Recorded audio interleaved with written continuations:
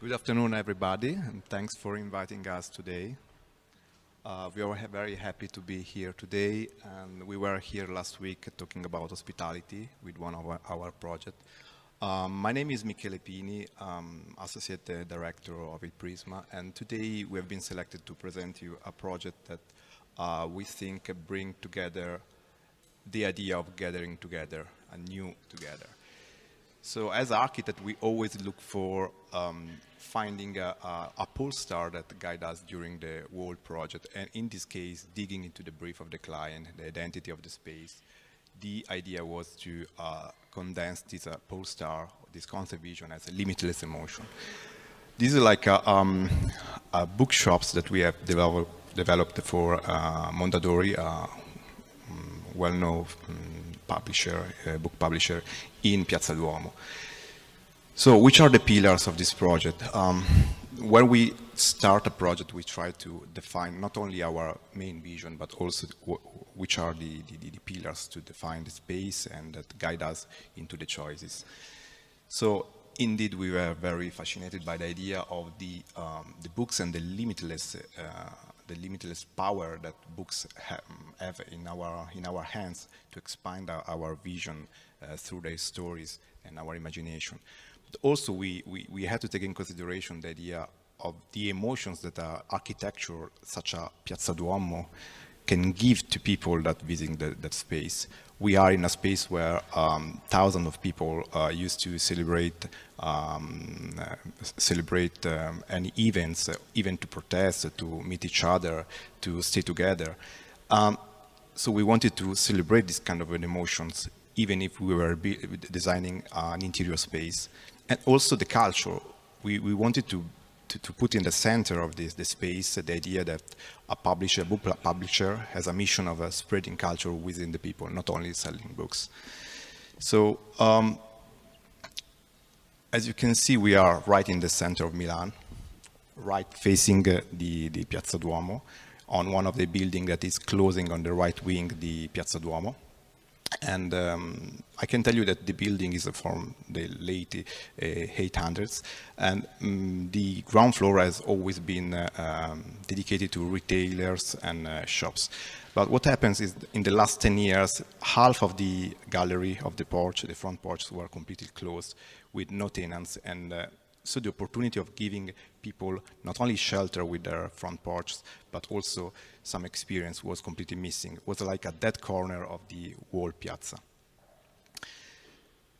So we started defining what was the important element of this architecture. So indeed, these porches, this gallery, has a huge impact in defining the space and what people is doing within the Piazza Duomo. And we wanted to create a space that was mirroring the space inside, creating a seamless architecture between the outside facing the plaza and inside facing the interior. So we create what we called Mondadori Portico, which is like this tunnel that seamlessly is open to everybody. Everybody can get inside. Is that there's no obstacle. It's like helping people to get through the spaces, and also visiting the same as well at Piazza Duomo. From counting that we receive from our client, we are counting from 5,000 to 10,000 people walking by every single day. So if you consider the amount of people that is walking by, is very impressive. And the idea of this space is recreating through some hints of the architecture, of the ceiling, of the flooring, of the design of the lamps that we designed properly for this space. The idea is of recreating this idea of protection of the porches, but also bringing into the world of lectures, of reading. And this space is not only helping people to get through the space, allow also to get into the deepness of the building itself, which has been unveiled with what we can consider the heart of the project. Is that these large spaces where we create these new skylights to float with natural lights, all the spaces. And we working with the architecture, creating a micro-architecture to distribute all the spaces with a touch of red as a fil rouge to distribute 4 levels, the basement, the ground floor, the mezzanine that we completely built from scratch, and the first floor. What is the meaning of this space? We wanted to put in the center of the space what I was mentioning before. Indeed, we wanted to create the emotion of staying in a public space where you can sit, you can meet each other, you can visit, you can protect from the weather, you can spend time relaxing before another appointment. And this is was the emotion that we wanted to trigger, creating this architecture in continuity with the exterior of the beautiful architecture of the building. But as well, we wanted to bring the books as the star of the space. So we created this double high bookshelves that we created this small island for books. So people not only is submerged by books, but also the idea is that they can experience the relation with the story contained by the books in several ways: standing, walking, sitting, facing into these spaces where there are shelves, or also sitting down. And this is the other space where we wanted to highlight the other role of these spaces, which is spreading culture. So we created this space, which is actually an arena where people can host, can be guests for free every single day for speech from editors, authors, singers, creatives. This is something that this is just a present for the city to attend to these spaces, as well as it happens in Piazza Duomo for free. So people actually visit this space not just for the purchasing process, but just for visiting the beauty of the spaces. And that happens every single day. Of course, we use lights, we use materials, we design every single element. We designed these beautiful floating book pages just to create a timeless experience of these spaces.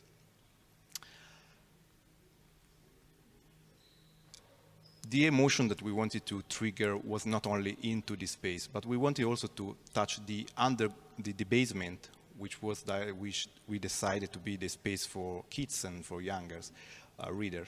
So we decided to define a space where we took like inspiration from the scenery of the books for the bedtime of our children, and we tried to design a space that was very, very playful and also triggering the emotion of reading books for even the youngest readers. But not only, we also designed what was defined as an immersive room, so a space with a 360 projection where we design never-ending story that interact with kids that are visiting the space.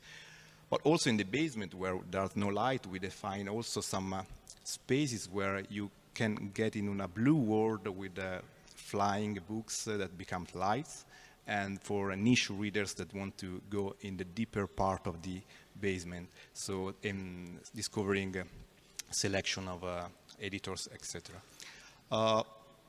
And finally, the first floor instead tried to explode what is the passion for other readers, which is the comics, mangas. So in this space, the fil rouge of the path still connect all the spaces, but explodes the characters of these passionate readers into the space, always keeping an eye on reflecting with the exterior of the plaza and with a seamless connection with the exterior. I just leave you with a short video.